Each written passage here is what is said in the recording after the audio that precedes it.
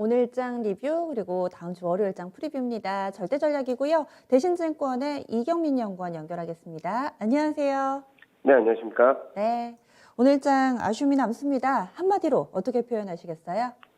네, 공매도 D-1, 대내의 불확실성으로 인해서 수급 부담이 커졌다라고 요약해서 말씀을 드릴 수 있을 것 같습니다. 역시나 공매도라는 키워드는 빠지지 않는 것 같은데 대내외 이런 불확실성이라고 얘기를 하셨잖아요. 내부적으로 공매도가 있고 또 외부적으로는 어떤 요인들 좀 보고 계시는지 한마디에 대한 좀 더 세부적인 설명 부탁드릴게요.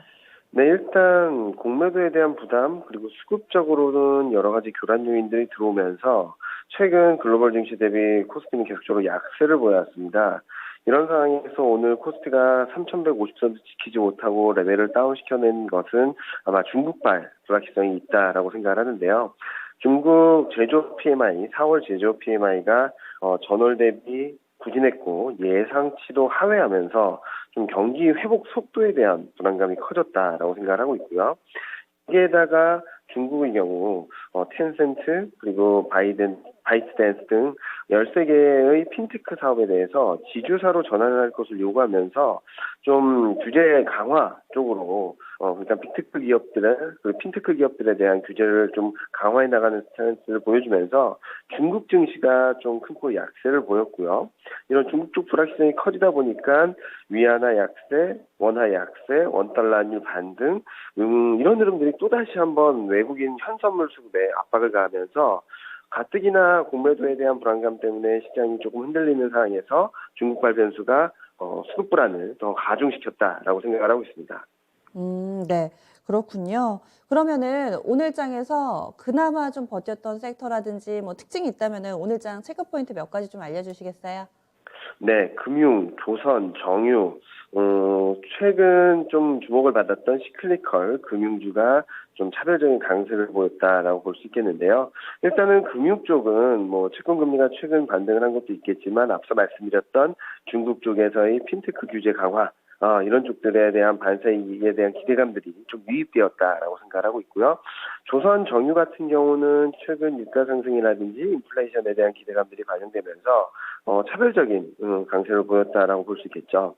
뭐 최근까지 뭐 특히 뭐 외국인이 현선물 매도를 하게 된다면 특히 선물 매도를 하게 된다면 기관 쪽에서의 프로그램 매물이 출회되면서 대형주가 흔들릴 수밖에 없습니다.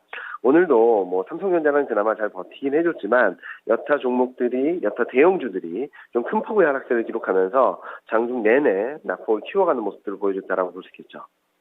특히나 최근 들어서는 오늘도 지금 장 마치고 나서 확인을 해보니까 그렇던데 이 막판에 동시호가 구간에 프로그램 매물이 훅 늘어나더라고요. 어제도 그 전까지만 하더라도 지금 프로그램이 매수였는데 한 2천억 정도 매물이 출회되더니 오늘도 패턴이 비슷하게 이 동시호가 이전에 한 2,500억 순매도였는데 지금 마친 거 보니까 한 5천억 정도로 프로그램 매도 물량이 이렇게 동시호가에서 갑작스럽게 증가하는 이런 양상 연일 이어지는데 뭐 특별한 이유가 있을까요?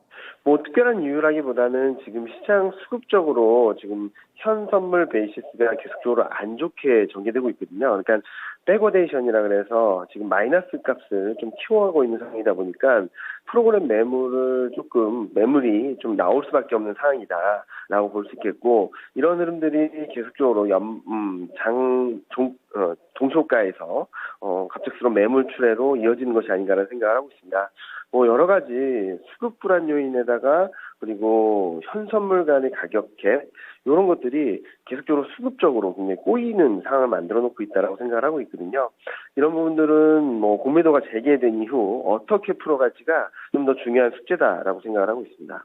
그래서 다음 주에도 그런 수급이 시장에서 또 상당히 많은 투자자분들이 집중해서 볼 만한 내용일 텐데 다음 주 체크 포인트 어떤 부분이 있을까요? 뭐 뭐니 해도 따뜻이 공매도라고 볼 수 있겠죠. 5월 3일부터 공매도가 재개되는데 공매도 재개 이후 외국인 현선물 수급 변화에 좀 주목해야 될 것 같습니다. 일단 공매도가 재개되면은 매도가 많이 나올 거라고 걱정을 많이 하시는데요. 과거 패턴을 보면은 외국인 투자자들이 매수세가 유입된 경우가 많았습니다. 이번에 코로나19 이후 공매도를 재개했던 유럽이라든지 대만이라든지 글로벌 주요국들 증시를 본다 하더라도 공매도를 재개를 전후로 해서 외국인 순매수가 유입되는 경우가 많았다는 점들을 감안해 보면 외국계 자금 중에서 롱수펀드, 헤지펀드 쪽에서의 자금이 유입될 텐데 일정 부분 공매도는 쌓아놓겠지만 그만큼 그보다 또 더 이상 자금을 집행할 수 있는 여력이 생긴다는 측면에서 외국인 현선물 매매에 좀 주목할 필요가 있다고 말씀드리고 있고요. 그리고 앞서 말씀드렸던 현선물 베이시스 계속적으로 마이너스 폭을 확대해 나갔는데 이게 조금 좁혀지는지 마이너스 폭을 좁혀가는지 플러스 반전할지를 좀 지켜봐야 될 것 같습니다. 공매도 대신 해지 수단으로 선물 매도를 계속적으로 가져가다 보니까 현 선물 가격 갭이 계속적으로 안 좋은 구도로 만들어졌었거든요.